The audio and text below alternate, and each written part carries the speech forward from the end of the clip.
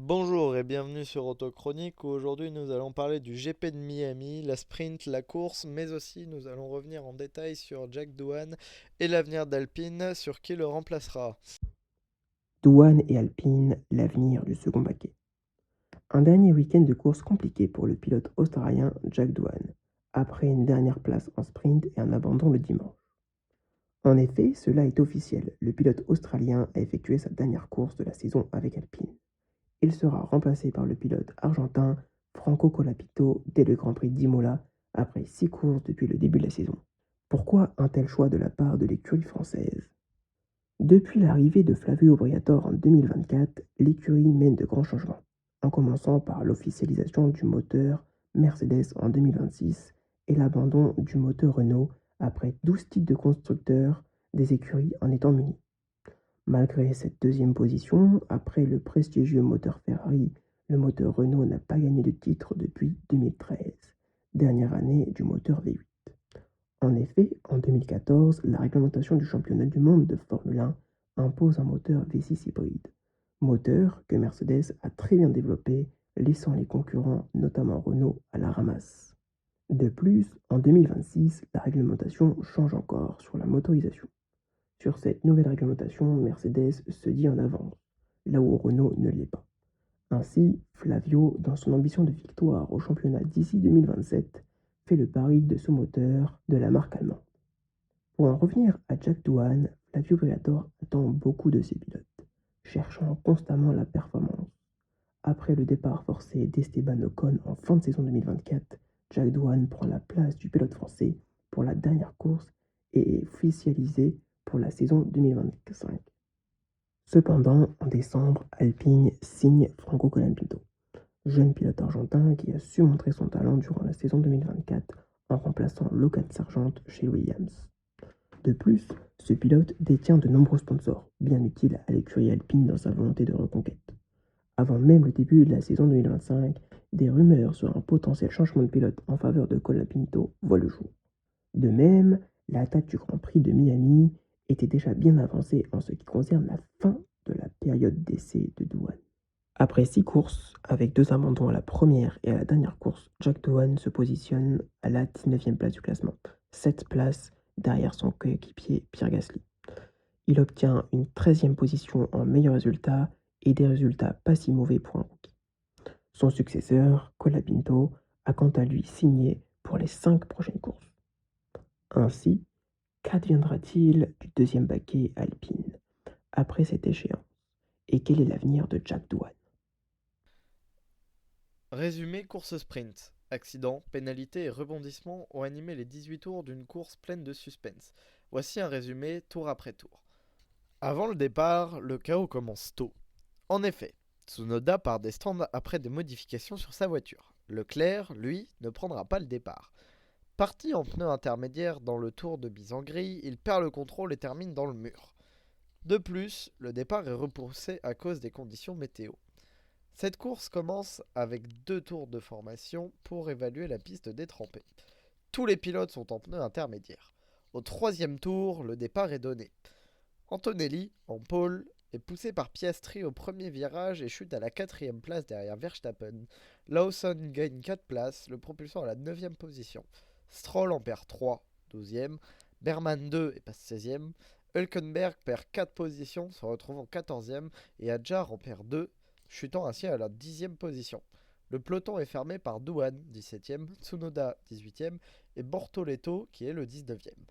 Plus tard dans le tour, Stroll, Sainz et Tsunoda gagnent chacun une position. L'Espagnol Carlos Sainz ne s'arrête pas là et regagne une position avant la fin du tour, ce qui le fait passer en 13e position.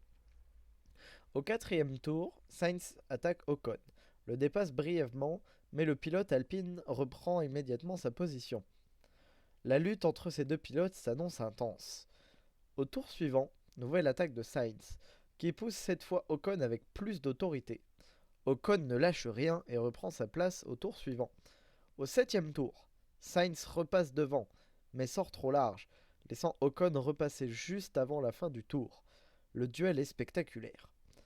Sainz recule à 2 secondes d'Ocon, mais doit maintenant contenir Gasly revenu à 0,5 secondes. Il parvient à protéger sa position en s'échappant au 8e tour.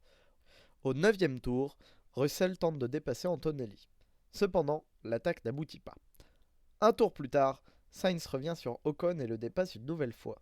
Pendant ce temps, Berman double Hülkenberg, remontant à la 15e place. Au 11e tour, Berman continue sa remontée en dépassant Gasly. Tsunoda tente une stratégie différente avec un arrêt pour chausser des médiums à l'entame de ce tour, mais repart dernier. À la fin de ce 11e tour, les premiers arrêts stratégiques commencent. Hamilton passe au pneu tendre, Stroll et Sainz au médium. À la fin du 12e tour, Verstappen rentre pour prendre des pneus médiums, tout comme Antonelli, mais une nouvelle relâche de Red Bull gêne le jeune pilote Mercedes et empêche Antonelli de s'arrêter. Albon, Lawson, Berman, Gasly, Hülkenberg, Doohan et Bortoleto changent aussi de gomme. Ils chaussent tous des médiums, à l'exception de Doohan qui chausse des pneus soft. Au 13e tour, Sainz subit une crevaison après avoir tapé un mur et est contraint d'abandonner. Devant, Norris met une forte pression sur Piastri. À la fin de ce tour, Piastri s'arrête. Hamilton signe le meilleur tour. Russell, Alonso, Antonelli, Hadjar et Ocon s'arrêtent à leur tour en chaussant des pneus médiums. Au 14e tour, Norris prend provisoirement la tête, suivi de Piastri et Hamilton. Il s'arrête à la fin de ce tour pour chausser des pneus soft et ressort en tête derrière la safety car après qu'Alonso a été percuté par Lawson. La fin de la course se passe sous le régime de la voiture de sécurité, figeant le classement. On retrouve donc le classement suivant: Norris, Piastri, Hamilton, Verstappen, Albon, Russell, Stroll, Lawson, Berman, Tsunoda, Antonelli, Gasly, Hülkenberg, Hadjar, Ocon, Bortoleto et Doohan. Norris s'impose, mais Verstappen, sanctionné de 10 secondes pour un unsafe release, est relégué à la 17e place. Coup dur pour le jeune pilote italien Antonelli, qui voit sa course totalement gâchée. Voici le résumé de la course du dimanche. Entre duel intense, dépassement décisif et une erreur coûteuse, voici le résumé tour après tour. Avant le départ, Gasly s'élance depuis la voie des stands, sa voiture ayant subi des modifications. Au premier tour, Lando Norris est bousculé par Verstappen au virage 2. Après que ce dernier bloque ses roues dans le premier virage, le pilote McLaren recule à la 6e place. Dans le peloton, Doohan crève après un contact avec Lawson. Albon gagne 2 places, Tsunoda en prend une sur Ocon, Hülkenberg en récupère 2, Stroll et Berman 3 chacun. Gasly 2 également.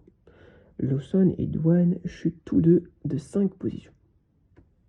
Au second tour, en tête, le trio est composé de Verstappen, Antonelli et Piastri. Une VSC est déclenchée suite à l'abandon de Doohan, ce qui fiche les positions pendant le 3e tour. La course reprend au 4e tour. Hamilton dépasse Hadjar, Piastri prend l'avantage sur Antonelli pour la 2e place. Norris dépasse Albon et grimpe à la 5e position. Un tour après, Sainz dépasse Albon à son tour. Au tour 6, une lutte s'installe à 3 entre Antonelli, Russell et Norris. Les écarts sont faibles. Cette bataille du trio dure jusqu'au tour suivant où Norris dépasse Russell en début de tour. Ensuite, au tour 8, Norris attaque Antonelli à plusieurs reprises, mais le jeune Italien résiste avec brio. Cependant, au 9e tour, Norris dépasse enfin Antonelli. Plus loin, Alonso part en tête à queue et chute à la 18e place. Gasly en profite pour le déplacer. Au 10e tour, Piastri commence à menacer Verstappen. Le duel pour la tête de course est alors lancé. Norris en profite et se recolle au duo de tête. Au tour 13, Piastri dépasse Verstappen dans la ligne droite de départ. Au premier virage, Max tente de reprendre la position par l'intérieur, mais sort trop large, laissant Piastri s'échapper. Norris s'attaque alors à Verstappen. Au tour 14, Albon dépasse Sainz et un tour après, Norris tente la même manœuvre que Piastri au virage 1, mais l'attaque échoue. Cette bataille continue jusqu'au 17e, où Norris dépasse Verstappen hors piste. Alors, il rend immédiatement la position au Néerlandais. Un tour plus tard, Norris réussit enfin son dépassement sur Verstappen. Il accuse cependant un retard de 9 secondes sur Piastri à cause de leur bataille. La suite du Grand Prix se calme avec l'arrivée des stands. En effet, au 19e tour, Bortoleto passe au stand pour chausser des pneus durs et ressort 18e. Au 20e tour, Hamilton et Ocon se livrent un duel serré. Stroll rentre au stand pour chausser des pneus durs également. Il repart 18e. Au 22e tour, Hamilton tente de dépasser Ocon sans succès. et Hadjar rentre pour chausser des pneus durs. Ressortant 16e, au 23e tour, Hamilton passe Ocon qui s'arrête dans la foulée pour chausser des pneus durs. Il ressort 16e, juste derrière Isaac Hadjar. Au tour 25, Antonelli rentre au stand pour chausser des pneus durs et repart 9e. Sainz s'arrête également pour la même stratégie, repartant 11e. 2 tours plus tard, Verstappen change de pneu et ressort 7e. Albon fait de même et ressort 9e. Seulement un tour après, Verstappen dépasse Hamilton. Tsunoda rentre pour des pneus durs et ressort 12e. Biermann abandonne suite à un problème moteur. Au 29e tour, une VSC est déployée suite à l'abandon de Biermann. Plusieurs pilotes en profitent pour s'arrêter et changer de pneus. Hamilton prend des médiums, Alonso des durs, McLaren prend un double arrêt pour des durs. Russell chose des médiums et Leclerc des durs. Au 30e tour, après la salve d'arrêt, le classement est le suivant. En tête, on a Piastri, suivi de Norris, Russell, Verstappen, Antonelli, Albon, Leclerc, Sainz, Hülkenberg, Hamilton, Gasly, Tsunoda, Hadjar, Ocon, Bortoleto, Alonso, Stroll et Lawson. Bortoleto perd 2 places supplémentaires à cause d'un problème mécanique.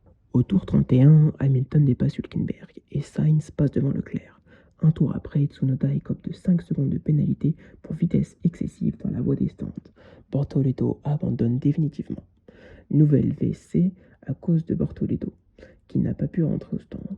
Gasly s'arrête et chausse des pneus médiums et ressort 14e. Au 34e tour, Hamilton et Leclerc dépassent Sainz au virage 1. 2 tours après, Hülkenberg s'arrête pour chausser des pneus médiums, il repart 15e.